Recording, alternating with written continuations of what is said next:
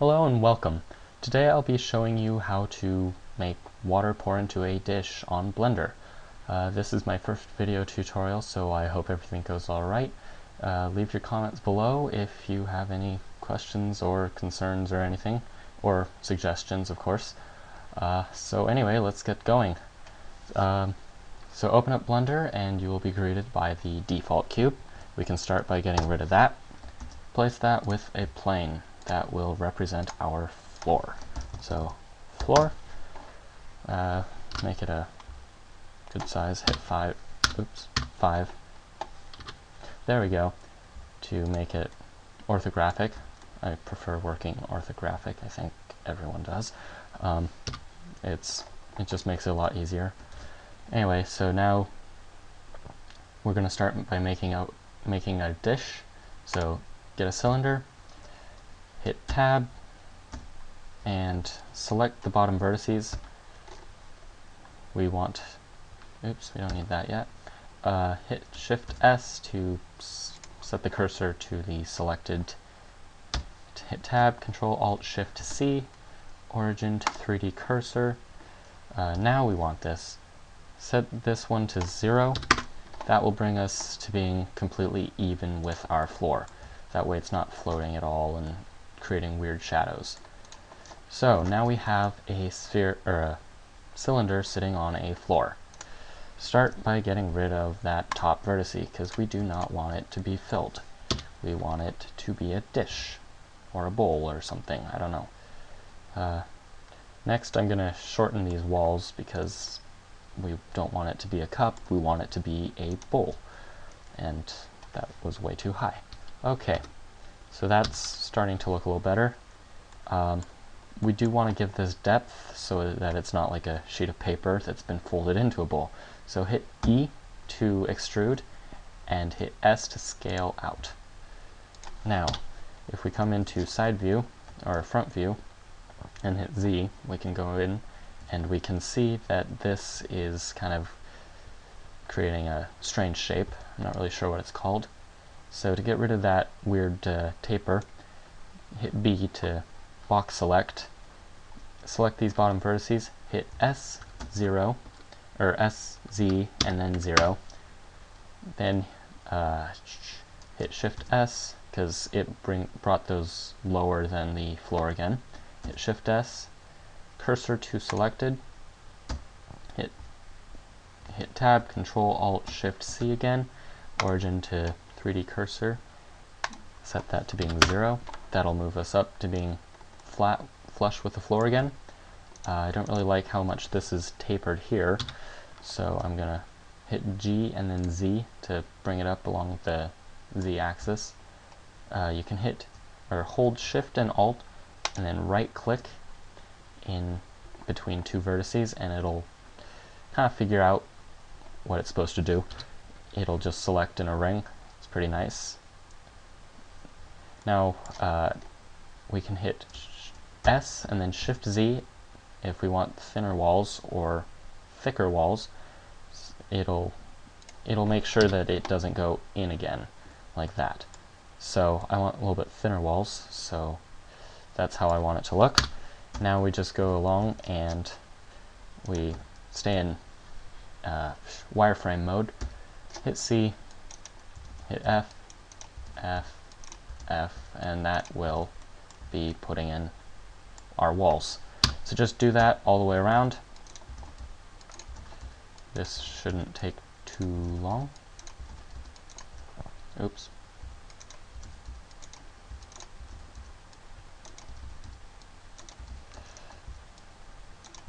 Unfortunately, you can only do 4 vertices at a time. I would really appreciate it if Blender came out with a way of doing it more than, what was that?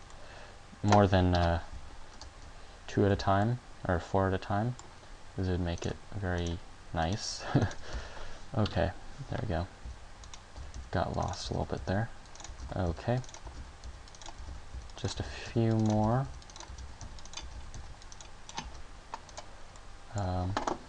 Let's see. Oh, 2 more. And bam. There are there is a walled-in bowl right there.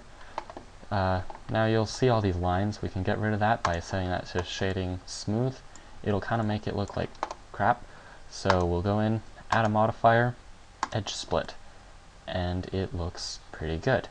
Now, as you notice, if you come to the bottom, our dish is kind of going through the floor even though it's flush. So what we'll want to do is we will want to give it kind of a base. So pull this up. It doesn't really matter how high.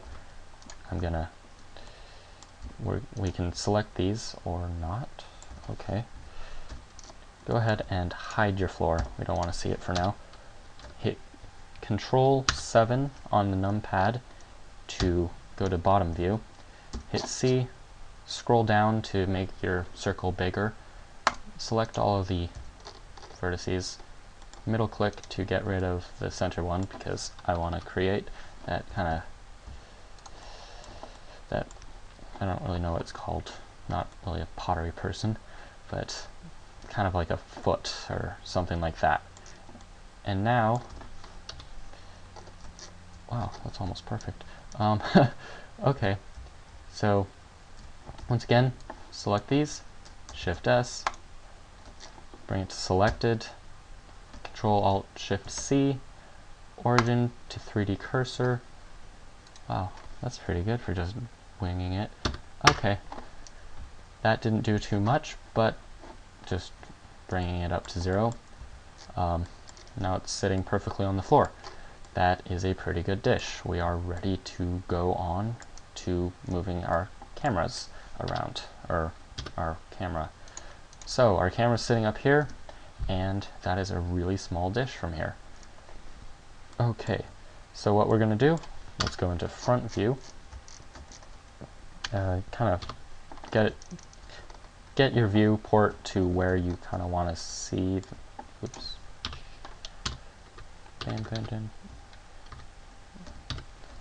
And then hit Control Alt 0 to put your camera in that position. So I'll be up from front. I kind of want a little bit more. There we go. That looks pretty good. So this is what we'll see. This is pretty boring, but it's what we want. So actually we shouldn't worry too much about this light because we'll be getting rid of it later. But also, save often. Blender has the tendency of crashing. So okay, just make sure you can find it again.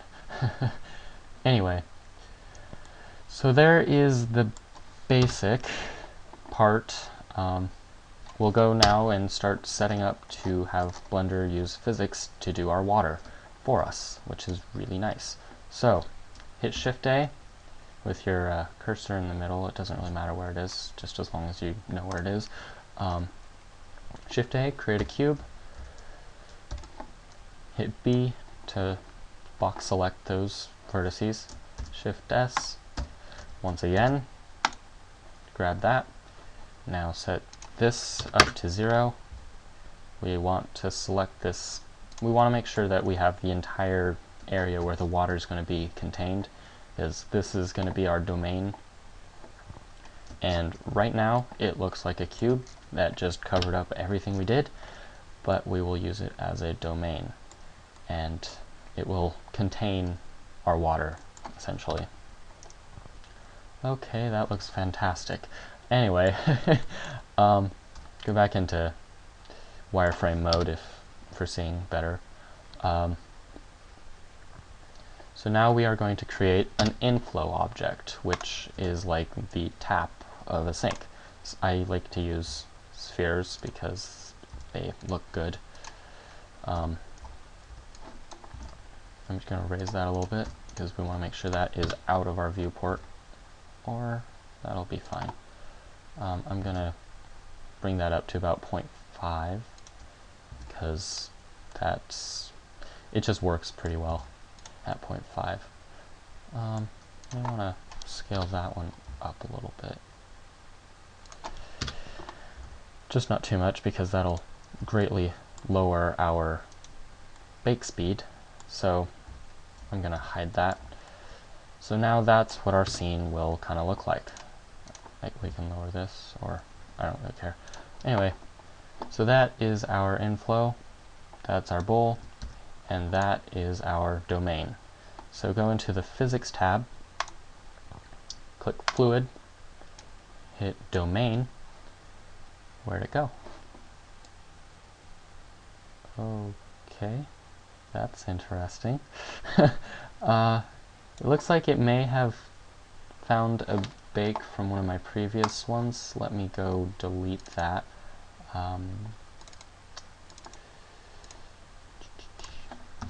Okay, that should fix us up a little bit. Or not. Whoa. Okay. Yeah, that's definitely from a previous bake. Let's just... Oh. Okay. We can't bake it yet. Just... that'll be fine. So hit Fluid, Inflow, Fluid, and Obstacle. So this one's the obstacle, this one's the inflow, this one is our domain. Sorry if that was a bit fast. Now if we were to go to bake this, that should work a little better.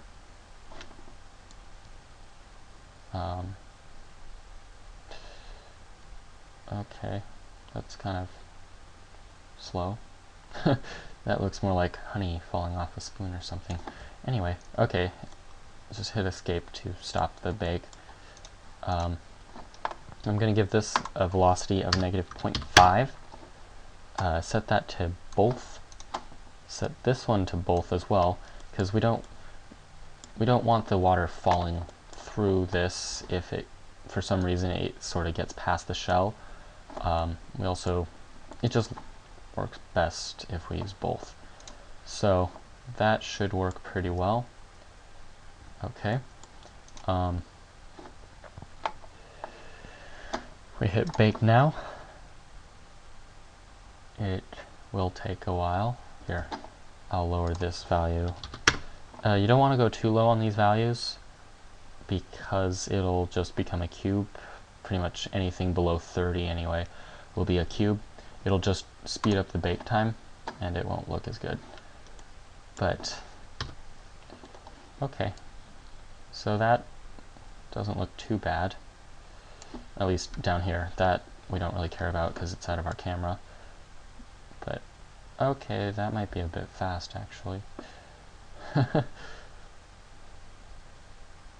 Okay, that's a lot of water. I'm gonna stop the bake. We're gonna scale that down. Move that back a little bit. Don't want it all pouring out. And rebake.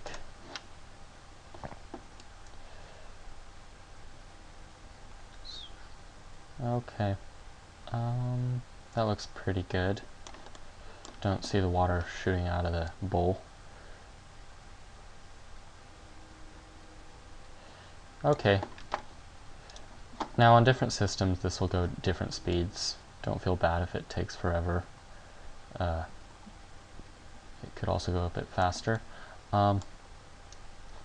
Anyway, the computer's not exactly the fastest, so I'll just stop it here. So that, you get the general idea. It'll calculate how all of our water should sit. I think our domain may be a little bit too small. So I'll just scale it up. You don't want to scale it too big because it will it'll slow down the bake time because it's got to calculate all of the area. So anyway, that should be okay. If not, it still looks pretty good. So, I mean, could you really tell from, whoa, what's going on here? Okay, so that is sort of ready. Now, open up these three tabs. Go in. We're going to want to change this a little bit later. This one we'll just leave. I mean, we can change it so that this is closer to scale and it'll figure it out, make it look better. But in the original, or in my other video, it was still set to 0.5 and it looked just fine. Set that to 2. Set this one, if I recall, to 0.2. You have to set this one to 2 or greater in order to use these ones. They just make it look better. I'm not really sure what all it does, but it just looks better. I'm going to set this to 150, just so that it doesn't take forever. Set this one to 25 so that the math is easy. And if I did the math correctly, we should set this to 6. How I got that? Okay, so this one is a time. These are frames. We selected how long the frame length is. 150. That's our frame rate. 150 over 25 makes 6 seconds. So that's right. Here, let's bake. It'll take a little bit longer because it has subdivisions and fancy stuff. And it looks pretty good. Just as long as none of these bubbles kind of come through the wall up front, we should be fine. Which, it looks pretty good. So, yep. Okay, so that looks ready to go. We will start preparing it for cycles. So we could technically use the Blender internal render engine for this, but Blender's engine is not very powerful. As you can see, it's kind of fakey. Without lots of work, it will look fakey. So we will get rid of our lamp. If you have 2.61 or later, you'll have Cycles render engine ready to go. If not, look up another tutorial on how to install Cycles. It is a wonderful render engine. So let's get into materials. For materials in Cycles, I prefer to use the node editor. It's just easier. Go ahead, create a new material, call it water, with the water selected, with the water selected. Get rid of this diffuse node. Come on. There we go. Get rid of the diffuse node and bring in a shader, or a glass node. Another nice thing about Cycles, you can instantly render things and have it be live in the viewport. So, can't really see that because we don't have lights. Okay, create a plane anywhere you like it. Turn that about 45 or so. There we go. That kind of failed. Create a new material, call it light. Oops. Light. There we go. Had caps or numlock on. Hit shader, emission, surface. Just like that. You could have done that over here, but I just like the nodes. I'm more used to them. And then just get that how you want it. That looks pretty good for now. Here, let's work on the bowl now. So, get a new material, call it bowl. Find a color that you like. Kind of a woody color or something would work just fine. That's looking really weird. Oh yeah, you'll want to look up the IOR for water. It's pretty easy to find on Google. Even just the first link will work just fine. It says water 1.333, so pop that in right there, and that will bend the the light passing through it in just the right way to make it look more like water. So that's looking pretty good, although it's kind of weird how it's landing, but that's okay. It'll look fine in the end. Let's give this floor a nice new material. Call it wood. So, I've been showing you how to do it through shaders, so let's import textures instead. So let's grab an image texture, hit open. I keep all my resources under resources, obviously. Wood find number 1 you can find on cgtextures.com. Just connect that. It'll look kind of funny until you do the proper mapping. To do that, you come over here, go input, texture coordinates, select object, put it into vector, and you can see our wood grain. Looks pretty good. You could do that to the bowl if you wanted. You could make the bowl look like cement if you wanted. Doesn't really matter. So that's looking pretty good. I mean, we could put another light over here.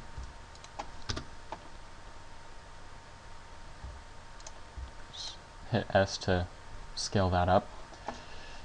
Okay. Let's see. Rotate along the X 45.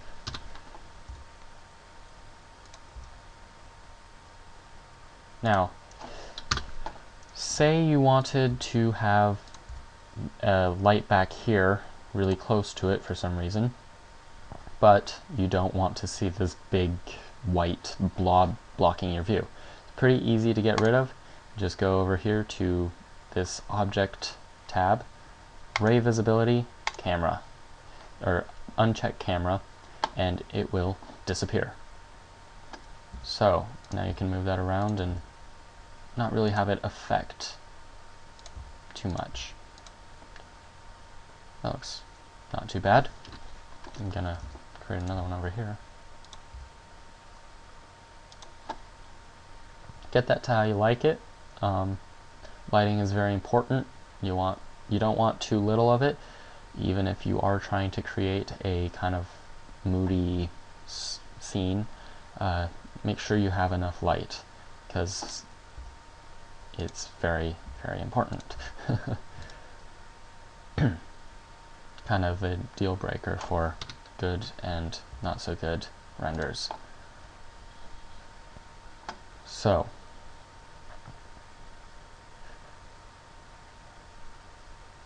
let that go through it a little bit. That looks pretty good. Well, that looks fine. So we can bring these back down again. Go into, not 3D view, timeline. And if we come, oh yeah, didn't bake all the way. Okay, so here it is. Looks pretty good. If I recall, this should be ready to be rendered. Okay, so just bake it and see if you like how it looks. If you do, I generally do an OpenGL render first, but yeah, you can do a full render if you want. I'll just pause this. Okay, so after a while of rendering, this is the finished product. So it's not too bad. Now, to get better quality, you could have set this to 100%, and in the integrator, where is that? This could be set quite a bit higher. I actually did it on a different machine, a little bit faster. This is set to 30 instead of 10, which of course lowers the grain. So yeah, thank you for listening, and I hope you enjoyed it.